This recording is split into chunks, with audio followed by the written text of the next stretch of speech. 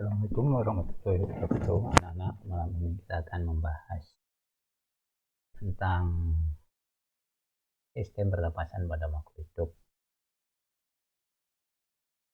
Yang dimaksud makhluk hidup adalah manusia, hewan, maupun tumbuhan.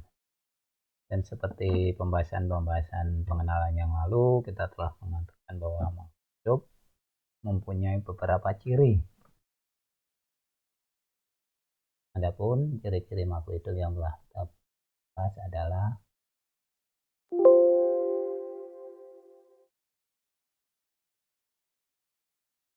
bernafas,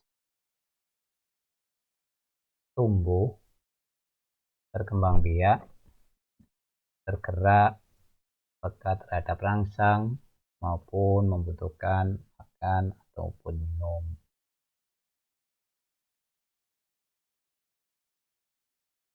Bergerak, semua makhluk hidup melakukan pergerakan, baik itu tumbuhan, hewan, maupun manusia. Namun pada tumbuhan, gerakan itu tidak bisa serta-merta kalian amati, hanya tumbuh-tumbuhan tertentu yang pergerakannya bisa kita amati, misalnya tumbuhan putri malu, atau yang sering kita kenal di daerah dengan duri ayam. Sedangkan bernafas saat ini merupakan hal yang sangat penting kita karena adanya wabah penyakit corona menyerang pernapasan manusia. Bersyukurlah kita semua masih bisa dipertemukan dengan kondisi sehat walafiat. Dalam pembelajaran ini akan kita lebih tekankan mengenai sistem pernapasan pada makhluk hidup. Karena kita manusia, maka hal yang kita akan bahas nafas itu tentu saja pernapasan pada manusia. Apa pernapasan itu? Bernafas itu merupakan suatu proses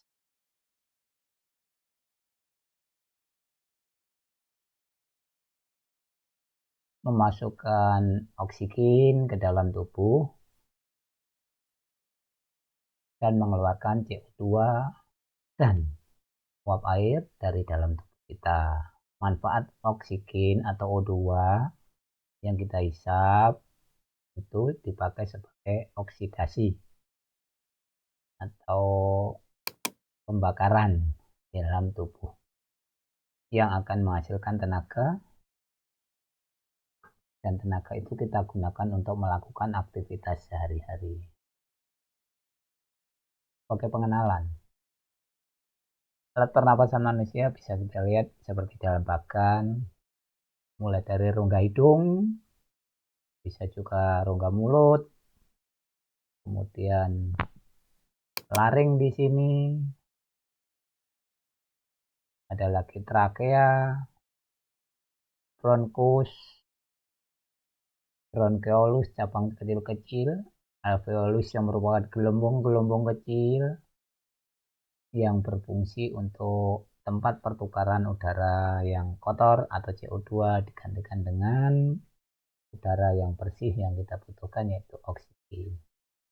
Rongga paru-paru ini atau paru-paru ini ada dua gelambir sebelah kanan dan kiri, seperti telah kita bahas, dilindungi oleh tulang rusuk yang merupakan bagian dari rangka anggota badan daripada manusia. Hidung. Dalam rongga hidung terdapat bulu hidung maupun lendir hidung yang fungsinya sama, berfungsi untuk menyaring udara yang akan masuk ke dalam saluran pernapasan manusia. Sehingga bersyukurlah pada kalian semua, kotoran yang mau masuk ke dalam saluran pernapasan ini disaring oleh bulu hidung maupun lendir hidung. Di dalam rongga hidung atas ini suhu udara disesuaikan dengan kebutuhan. Bila terlalu panas maka didinginkan, bila terlalu dingin akan dihangatkan sehingga sesuai dengan kebutuhan organ pernapasan. Untuk proses pernapasan pada manusia ini akan kita bahas dalam pembelajaran berikutnya.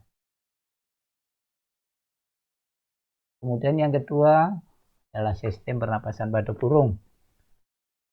Burung bernapas menggunakan paru-paru, tapi dibantu oleh pundi-pundi udara yang dimiliki oleh burung. Ingat, burung ini saat terbang membutuhkan waktu yang lama, membutuhkan tenaga yang banyak, dan tidak ada istirahat. Burung-burung tertentu mengalami perpindahan. Untuk itu, saat terbang, burung sering menggunakan pundi-pundi udara yang ada di dalam tubuhnya untuk menghisap nafas. Jadi merupakan kantong udara yang akan membantu burung untuk bernapas. Ini pundi-pundi udara. Berikutnya yang perlu kita kenal adalah cacing. Nah, cacing ini tubuhnya berkuku-kuku atau berruas-ruas. Dan cacing ini selalu kulitnya dalam kondisi basah. Karena apa? Cacing bernafas atau menghirup oksigen dengan menggunakan kulitnya. Oksigen akan dihisap melalui buku-buku badannya ini, ruas-ruas badannya bagian bawah mengisap masuk. Kemudian setelah dimanfaatkan, sisa dari pernafasan itu tadi akan dibuang berupa karbon dioksida melalui buku-buku bagian yang lainnya. Itu cacing, maka jangan heran cacing akan mati bila tubuhnya kering karena proses pernafasan tidak akan bisa berjalan dengan baik. Selanjutnya pernapasan pada serangga. Serangga misalnya seperti pada gambar ini, lebah. Juga ada lagi laba-laba, lipan, kaki seribu, dan lain sebagainya. Serangga ini bernapas dengan menggunakan trachea atau yang sering dikenal dengan jarung haus. Trachea ini terdiri dari beberapa lubang-lubang yang ada di buku-buku serangga yang sering dikenal dengan spiracles. Disinilah udara akan dihisap oleh serangga untuk menopang kehidupan serangga tersebut. Berikutnya ikan. Ikan berbeda dengan makhluk hidup yang lainnya. Kalau yang lain itu bernapas dari udara, sedangkan ikan hidup di dalam air.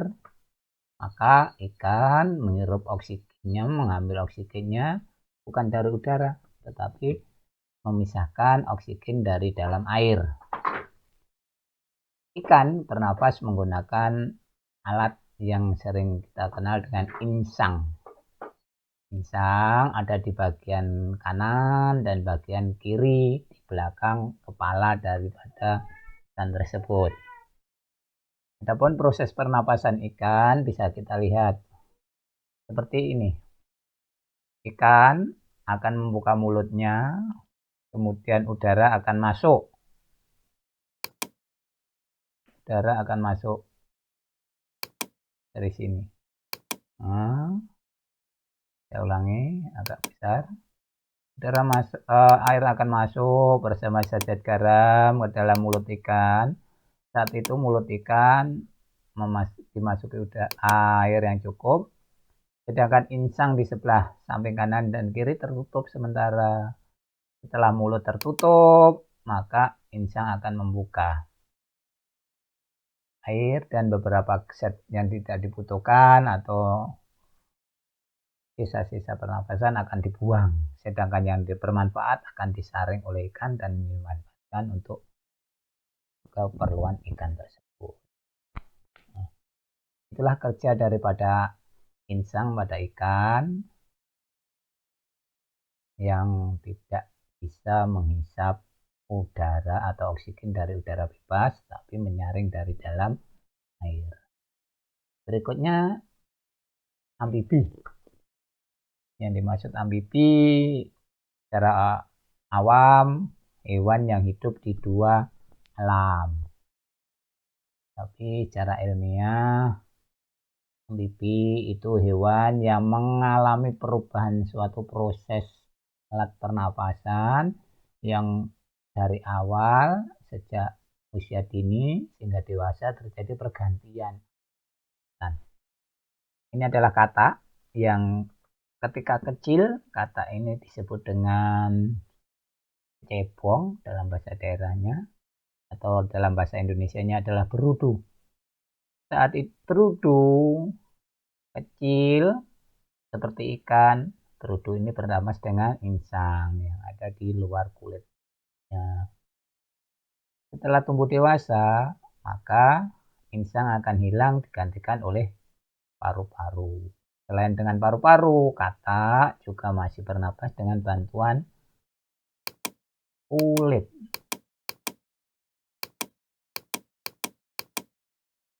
Jadi dengan kulit yang selalu lembab dan basah, katak akan memudahkan untuk melakukan proses pernapasan. Itulah hewan yang disebut hewan amfibi. Salah satunya adalah katak, bernapas dengan bantuan paru-paru serta kulit ketika berwujud katak, namun ketika masih berudu bernapas menggunakan insang. Berikutnya reptil. Reptilia misalnya hewan melata, ini contohnya.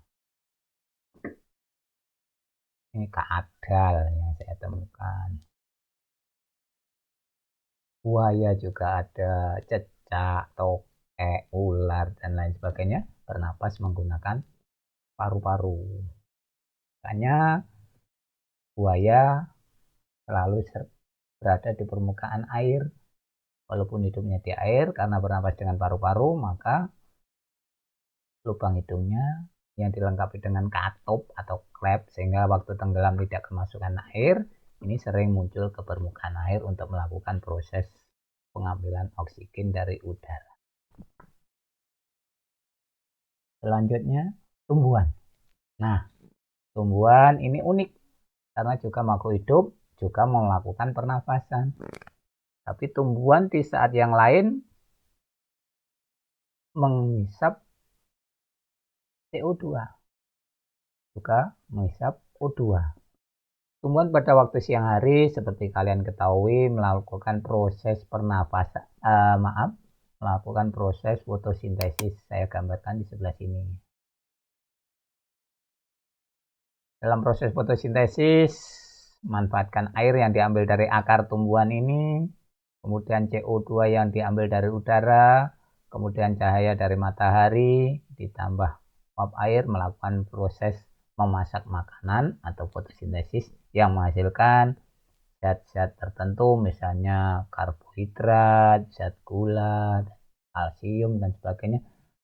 Dan hasil sampingannya berupa oksigen atau O2. Oleh karena itu, pada siang hari kita akan merasa sangat sejuk, seger bila berada di bawah pohon yang sangat rindang. Namun, perlu kalian ketahui, pada malam hari atau setiap saat, tumbuhan itu juga melakukan pernafasan.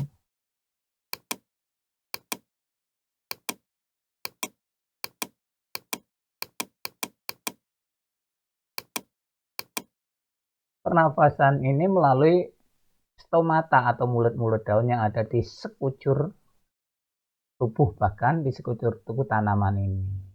Tidak, walaupun mulut daun tidak selalu mungkin berada di daun, sebab tumbuhan-tumbuhan tertentu pada musim-musim tertentu itu tidak punya daun atau menggugurkan daunnya. Jangan dikira karena menggugurkan daunnya nanti tidak bisa memasak karena tidak punya stomata atau klorofil, juga tidak bisa bernafas karena tidak mempunyai mulut daun. Jadi Allah itu Maha Kuasa.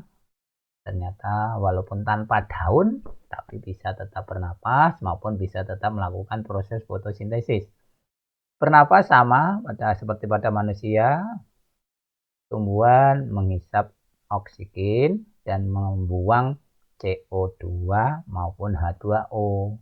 Oleh sebab itu, kalau kalian berkemah, tidak disarankan tidur di bawah pohon yang rindang pada waktu malam hari, karena dikhawatirkan kalian akan kehabisan oksigen karena kalah dengan pernapasan yang dilakukan oleh tumbuhan. Akibatnya, kalian bisa jatuh pingsan, bila tidak tertolong bisa meninggal dunia. Demikian perkenalan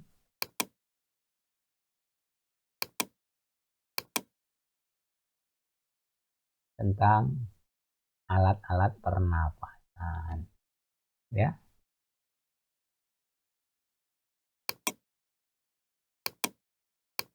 Mudah-mudahan pembelajaran malam ini bisa bermanfaat dan kita akan sambung di lain kesempatan. Ada sesuatu yang kurang jelas bisa dipertanyakan saat pertemuan tatap muka. Demikian, Assalamualaikum warahmatullahi wabarakatuh.